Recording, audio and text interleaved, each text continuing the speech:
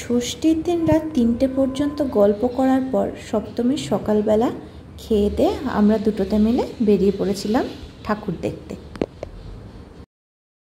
সপ্তমী আমরা বেরিয়েছি এখন ঠাকুর দেখতে, হ্যাঁ মানে বড়দের ঠাকুর দেখতে, অ্যাকচুয়ালি ছবি তুলতে আর কিছুটা ভিডিও করতে। দেখা যাক কতদূর পর্যন্ত গিয়ে উঠতে পারি। মারাত্মক লেভেলের রোদ, কতটা টান্ডা পেটে যেতে পারছি না। চলো।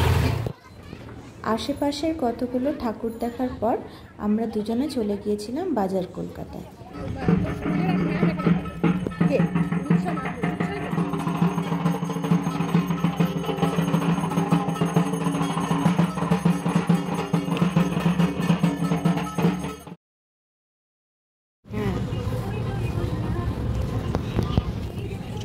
শপিং করতে এসছি আমি সপ্তমীতে। বাও, অ্যাকচুয়ালি না, এসিতে ঢুকতে এসছি তো স্বাভাবিকভাবেই ইচ্ছা। ওই মেয়েটা কয়েকটা জামা কেনার পর আরও একটা ঠাকুর দেখে আমি বাড়ি ফিরে এসেছিলাম।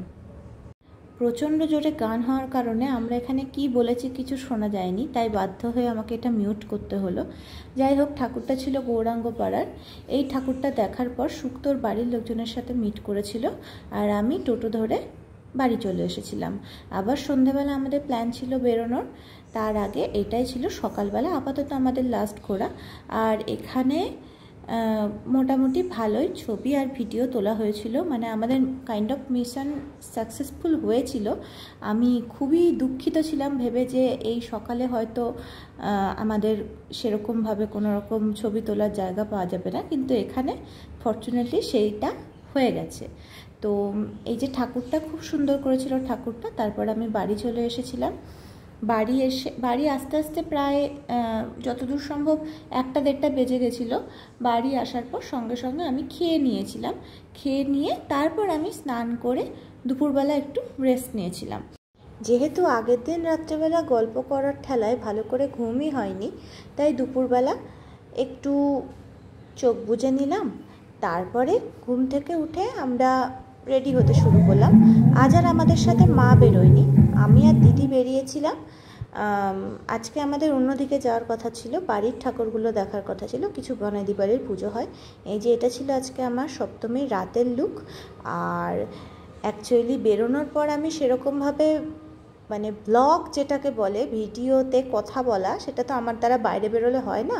তো আমি কাইন্ড অফ ভুলেও গেছিলাম, ওরা আসার পরেও আমি ভুলে গেছিলাম। তো প্রথমেই আমরা হাড়িমাকে দর্শন করে নেওয়ার পর সুক্ত সুকন্যা এদের সাথে দেখা করলাম। দেখা করার পর আমরা মল্লিক বাড়িতে গিয়েছিলাম। মল্লিক বাড়িতে যেহেতু অনেকটা স্পেস আছে, এখানে ছবি ভিডিও খুব সুন্দর ওঠে, তাই এখানে আমরা কিছু সময় স্পেন্ড করেছিলাম, নিজেদের ভিডিও করছিলাম, ছবি তুলছিলাম এবং তারপরে আরেকজনের সাথেও আমরা এখানে মিট করি। তারপরেই আমরা বেরিয়ে পড়ি একটার পর একটা ঠাকুর দেখার জন্য। এটা ছিল সুকন্যাদের পাড়ার ঠাকুর। পাড়ার নাম আমি জানি না, রাস্তাঘাটের নাম আমার কোনো দিনই মনে থাকবে না। যেহেতু আজ আমরা হেঁটে ঘুরছিলাম, তাই একটুখানি ফিজিক্যালি ডিম্যান্ডিং হয়ে যাচ্ছিল ব্যাপারটা। সেই কারণে সবসময় মনে থাকছিল না যে ভিডিও করতে হবে বা কিছু।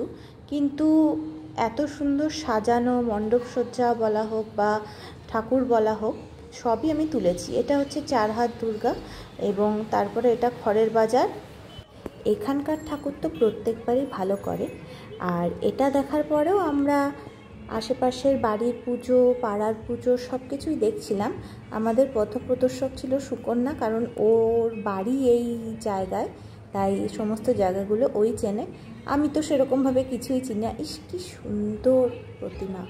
যাই হোক, তো এটা আমার খুব পছন্দের একটা প্রতিমা।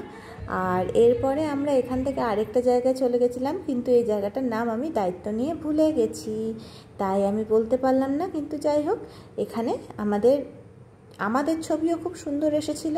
এখানে ঠাকুরটাও খুবই সুন্দর করেছিল, আমার খুব পছন্দ হয়েছিল। শুধু কাছে যেতে পারিনি দুর্ভাগ্যবশত।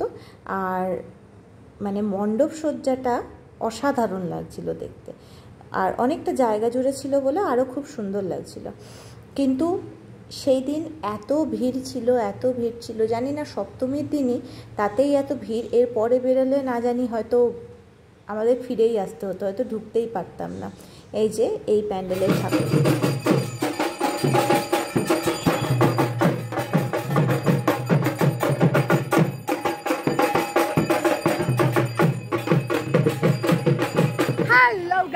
যে হাই করে দাও, সে হাই। হ্যাঁ, এবার ব্যাপারটা হচ্ছে আমরা এখন বেরিয়েছি, ও ব্লগ করতে ভুলে গেছিলো, আমি মনে করিয়েছি জীবনে, কারণ আমারই দরকার মেমোরিগুলো। তো আমাদের এখন অর্ধেক ঠাকুর দেখা হয়ে গেছে।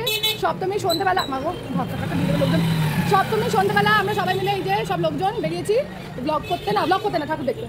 তো অনেক কটা ঠাকুর দেখা হয়ে গেছে, এবার আরও কিছু ঠাকুর দেখা বাকি, সেগুলো দেখে আমরা ফিরবো। তারা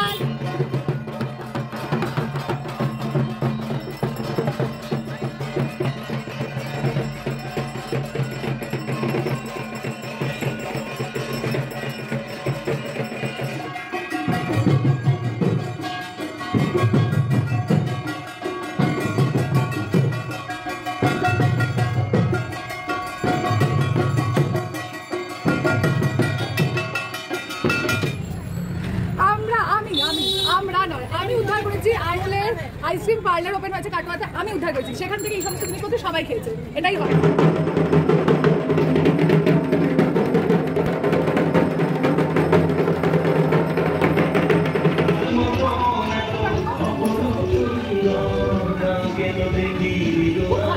কি মনে রাখবো, কিছু মনে থাকছে না গরমের চলে, এবার আমি পড়ে যাবো, বন্ধ করলাম।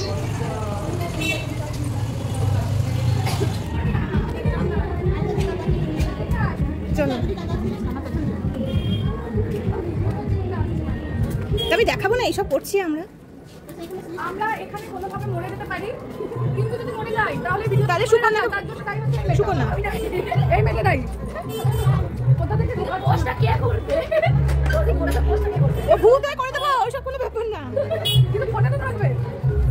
কোথা দিয়ে বিয়ে করলো বাপু, জঘন্য মেয়ে, শর্টকাটে চলে তো এলো, সেটা দেখো। কোথায় আমাদের ফুল টুল বিছিয়ে দিবি তা না, আমাদের রাতে ফুল বিছিয়ে দিবি, সেটার উপর আমরা হেঁটে যাবো, তাহলে বিয়ে করবো।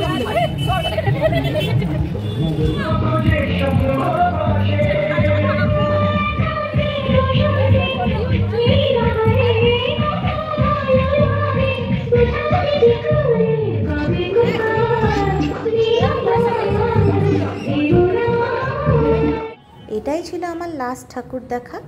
এরপরে আমরা বাড়ি চলে এসেছিলাম এবং আমি জানিও না যে এই ঠাকুরটা কোথাকার ঠাকুর, কিন্তু ঠাকুরটা খুব সুন্দর ছিল সেটা জানি।